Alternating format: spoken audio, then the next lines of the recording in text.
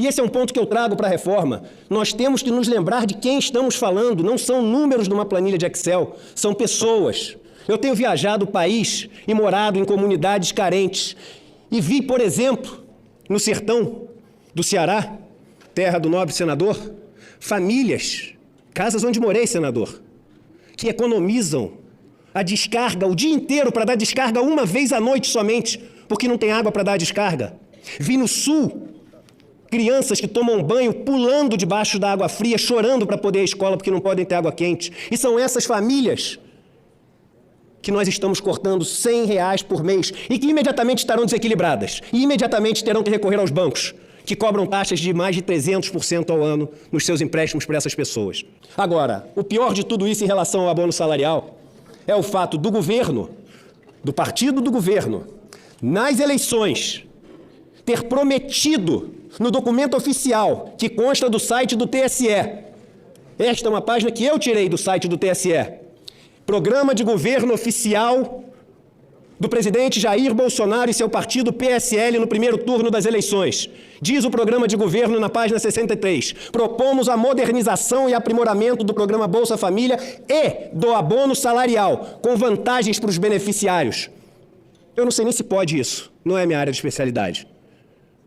Mas imagino que alguém que se eleja prometendo para uma comunidade que irá reformar o hospital daquela comunidade, não deve poder se eleger e demolir o hospital daquela comunidade. É o que está sendo feito. O governo prometeu, oficialmente, que daria vantagens para os beneficiários do abono salarial. E, ao se eleger, corta esse benefício de quase metade dos beneficiários e não dá vantagem alguma para aqueles que sobram com esse benefício. O segundo ponto, e me perdoem a celeridade na apresentação, mas quero cumprir os 4 pontos no tempo que me deram, é a questão das aposentadorias especiais. Não há nada mais cruel na reforma do que a mudança nas regras das aposentadorias especiais. Nas semanas que nos antecederam, o senador de Santa Catarina, senador Esperidião Amin, teve uma fala que tocou muitas pessoas quando trouxe para o debate alguns trabalhadores de Minas. Qual o sentido de se colocar uma idade mínima numa aposentadoria? Quem são os aposentados especiais? É uma aposentadoria concedida ao cidadão que trabalha exposto a agentes nocivos, acima dos limites estabelecidos, acima dos limites saudáveis. Se trabalhar mais do que aquilo, ele morre, ele tem um câncer, ele fica inválido. E é assim que nós vamos tratar aqueles que fazem aquilo que nós não temos a coragem de fazer? Aquilo que nenhum de nós se dispõe a fazer, mas aquilo que todos nós usamos? Estamos falando de pessoas, vamos lembrar, para não esquecer que não estamos falando de números, de uma planilha, que trabalham com extração e beneficiamento de minerais radioativos, por exemplo, que trabalham com exposição permanente a níveis de ruído altíssimos, que extraem mercúrio, que trabalham em atividades do subsolo, que fabricam queimadores e reatores nucleares, que extraem rochas amiantíferas, que fabricam tubos de raio-x e que trabalham com marteletes pneumáticos. Ah, mas nós colocamos na PEC paralela.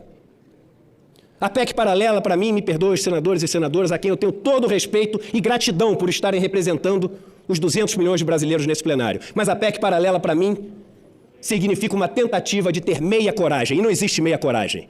Ou se tem coragem ou não se tem coragem. Se tivermos a coragem, não deixamos passar as maldades que existem nessa PEC. Não deixamos por um dia desassistidos as pessoas que precisam da nossa proteção. Coincidência ou não, temos 6 homens brancos ricos aqui discutindo essa previdência. Nenhuma mulher, nenhum negro. Num país que é majoritariamente composto por mulheres e por negros. Na pensão por morte, estamos penalizando as mulheres, que são a grande maioria dos inativos. E estamos dando, vamos lembrar a essas mulheres, 4 cortes consecutivos. Ninguém fala isso. Imagine uma mulher cujo marido morreu aos 65 anos, depois de 20 anos de trabalho.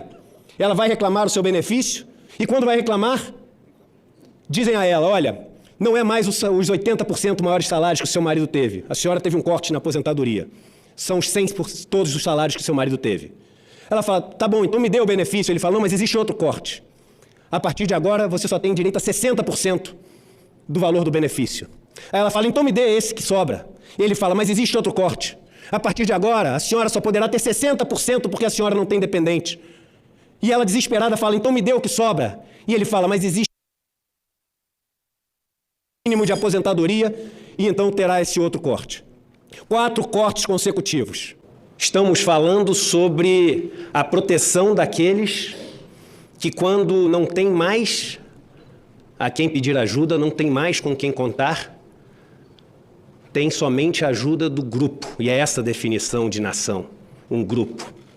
Se em algum momento deixarmos de lado parte desse grupo, se em algum momento deixarmos desassistidos nossos irmãos e irmãs que vivem nas condições mais difíceis deste que é um dos países mais desiguais do mundo, não deveríamos ter mais o direito de chamar este país uma nação.